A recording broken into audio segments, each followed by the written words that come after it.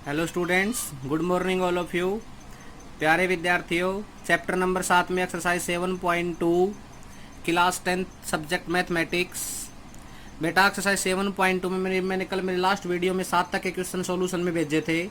आज question number 8 complete statement के साथ सॉल्यूशन बना के भेज रहा हूँ। If A B are the point respectively find the coordinate of P such that A P is equal to 3/7 of A B and P lie on the line segment A B. क्या कहता है भाई, मेरे पास एक line segment है ये, जिसका ये ए वर्टेक्स है और ये बी वर्टेक्स है। ए वर्टेक्स के कंपोनेंट है -2 और -2 और बी के वर्टेक्स है बेटा 2 -4। ठीक है, इस पे एक पी नाम का वर्टेक्स कोऑर्डिनेट है। किस नाम का कोऑर्डिनेट है बोलो? P. Find the coordinate of P such that A P is equal to 3/7 A B. तो मुझे ये बताना है कि ये किस रेशियो में पी निकालना है। मुझे क्या निकालना है बोलो? पी। तो पी को क्या मान लेता हूँ बोलो मैं? x/7। लेकिन पी है ना, वो रिजल्ट क्या दे रखा है भाई? A P is equal to 3/7 A B. अब रेशियो तो नहीं बताना यहाँ से, अब रेशियो निकाल देता हूँ मैं आपके लिए। 7 डिवाइड में मल्टीप्लाई में आ गया 7 A P is equal to 3 times of A B. 7 A P is equal to 3 times of. एक बात देखो, ए पी को मैं क्या ए पी प्लस में पी बी लिख सकता हूँ? हाँ जी सर, ए पी प्लस में पी बी। तो कितना हो जाएगा बोलो? 7 A P is equal to 3 A P plus में 3 पी बी। ए पी को एक साइड में लेके आओ। 7 A P minus 3 A P is equal to 3 P B. 7 A P में से 3 ए पी गया तो कितना बच गया मेरे पास? 4 ए पी इक्वल टू बोलो 3 पी बी। कितना आ गया भाई मेरे पास? अब 7 में से 3 गया तो 4। तो अब A P upon P B equal to बताओ कितना आ गया? 3/4। तो किस रेशियो में कंसिडर हो गया? देखो बेटा, एपी अपॉन पीबी मतलब एपी और पीबी का जो रेशियो है वो किस रेशियो में कंसीडर हो गया? रिजल्ट कंसीडर हो गया सर 3:4 में। सबसे मोस्ट इंपोर्टेंट बात थी वो ये समझने योग्य थी, ये मैंने समझा दी आप लोगों को। A P is equal to 3/7 of A B. तो 7 डिवाइड में था, मल्टीप्लाई में चला गया। ए पी को मैं ए पी प्लस में पी बी लिख दिया।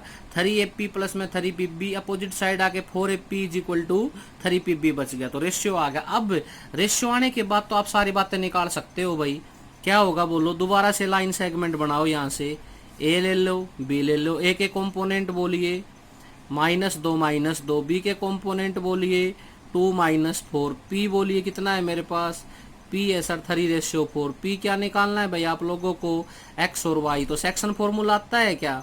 X is equal to mx2 plus nx1 upon में m प्लस n। और y निकालने का फार्मूला सिमिलरली हो जाएगा, वो आप खुद निकालेंगे बेटा। मैंने बहुत सारे क्वेश्चन करवा दिए मेरी पहली वीडियो के अंदर। तो यहाँ से क्या आ जाएगा? p का वर्टेक्स आ जाएगा। बोलो समझ में आया कि नहीं आया? क्योंकि इन्होंने क्या दे रखा है?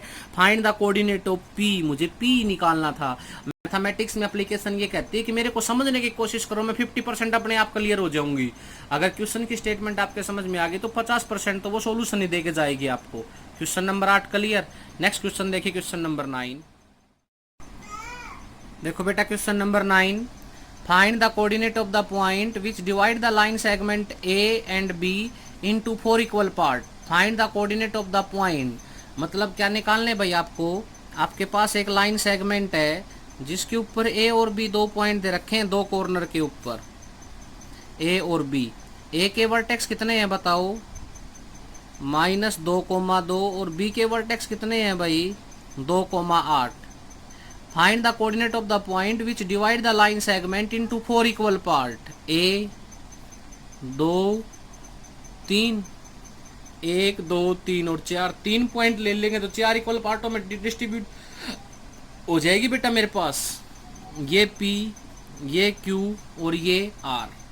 अब मुझे P का वर्टेक्स निकालना होगा, Q का निकालना होगा और R का निकालना। एक लाइन सेगमेंट को अगर 4 पार्टों में डिस्ट्रीब्यूट करना है तो 3 पॉइंट लेने पड़ेंगे। ठीक है, क्योंकि 4 पार्टों में डिस्ट्रीब्यूट करना है तो 3 पॉइंट लेने पड़ेंगे। तो देखो बन गए क्या? 1 2 3 और 4 बन गए सर। अब क्या करेंगे भैया? हमें केस नंबर 1 ध्यान से समझने की कोशिश करना, क्वेश्चन यहीं से क्लियर हो जाएगा।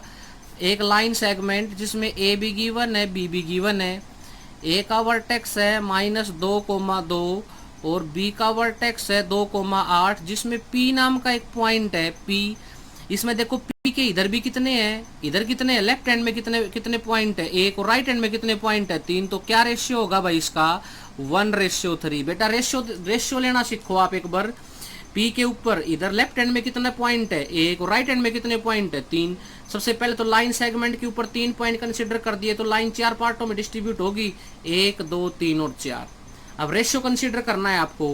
पी के लेफ्ट में 1 पॉइंट, राइट में 3 पॉइंट है तो क्या रेशियो कंसीडर होगा 1:3। अब पी को क्या मान लूंगा बोलो मैं x, y। तो सेक्शन फॉर्मूले से निकाल दिया जाएगा भाई x = mx2 + nx1 अपॉन में m+1 और y = my2 + ny1 अपॉन में m+1।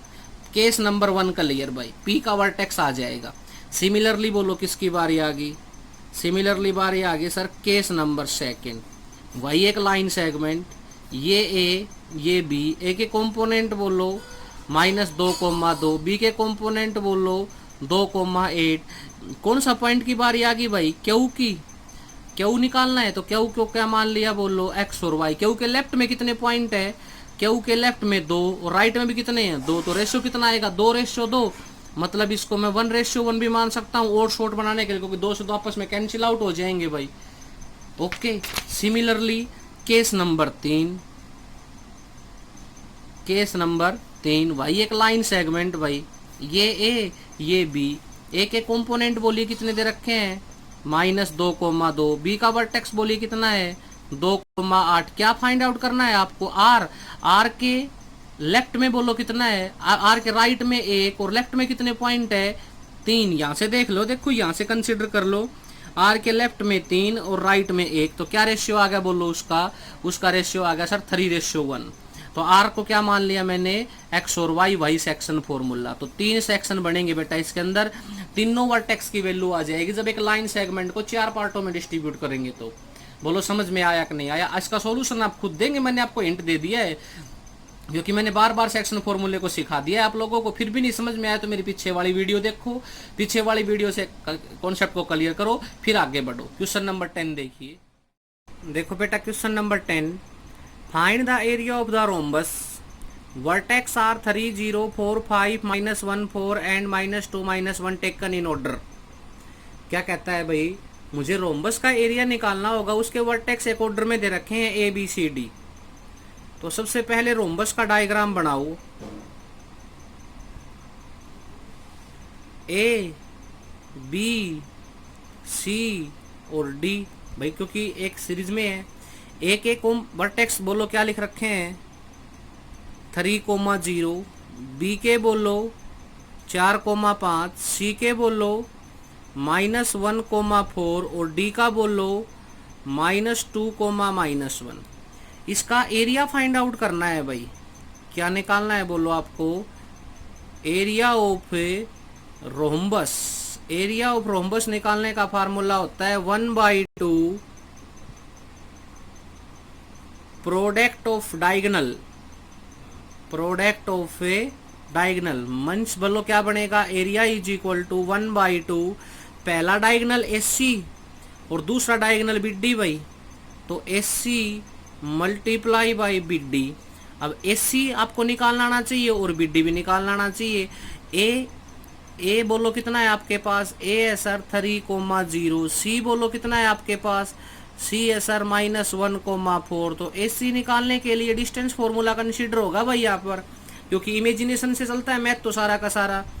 क्या होता है बोलो, x2 - x1 का whole square plus y2 - y1 का होल स्क्वायर। तो SC बोलिए क्या होगा, SC होगा सर -1 -3 -4 का स्क्वायर 16 +4 का स्क्वायर 16। बोलो कितना आ गया √32। कितना आ गया बोलो भाई हमारे पास है √32। सिमिलरली क्या निकालेंगे हमें, सिमिलरली निकालेंगे भाई BD। क्या निकालेंगे बोलो, सिमिलरली BD निकालेंगे। कौन से फॉर्मूले के साथ है, डिस्टेंस फॉर्मूले के साथ। BD आ गया, SC भी आ गया और BD भी आ गया। जब SC और BD दोनों कंसीडर हो जाएंगे हम लोगों के सामने, तो हम यहाँ पर वैल्यू SC की वैल्यू √32, BD की जो आएगी वो लिख देंगे। तो क्या आ जाएगा बोलो मेरे पास एरिया आ जाएगा, लास्ट में स्क्वायर लिख देना उसके ऊपर। बोलो बेटा क्वेश्चन नंबर 10 समझ में आया कि नहीं आया। तो बेटा एक्सरसाइज 7.2 कंप्लीट करवा दिए मैंने आप लोगों को। कौन सी एक्सरसाइज कंप्लीट होगी? एक्सरसाइज 7.2। आपके होमवर्क में एक्सरसाइज 7.2 कॉपी में कंप्लीट कर लेंगे। और प्यारे विद्यार्थियों, प्लीज मैं आपसे एक रिक्वेस्ट करता हूं कि अपनी नोटबुक को चेक करवा लो मेरे पर्सनल नंबर के ऊपर भेज के। मेरे पर्सनल नंबर के ऊपर भेज के सभी अपनी नोटबुक चेक करवाओ। 10th जीवन से जितनी भी गर्ल्स हैं, ये ध्यान से सुन लो, गर्ल्स दिव्या कौन, दोनों दिव्या की कॉपी नहीं आई है मेरे पास, भावना की कॉपी भी नहीं आई है, ठीक है। और जितने भी गर्ल्स हैं, ऋतिक, ये क्या नाम है, मनोज वाले लड़के का, इसकी कॉपी भी नहीं आई है। तो बेटा सभी से मेरी रिक्वेस्ट है कि आप अपनी अपनी कॉपी मेरे पास व्हाट्सअप करो, होमवर्क चेक करवाओ। आज का होमवर्क समझ में आ गया? एक्सरसाइज 7.2 तक नोटबुक में कंप्लीट करेंगे। Thank you.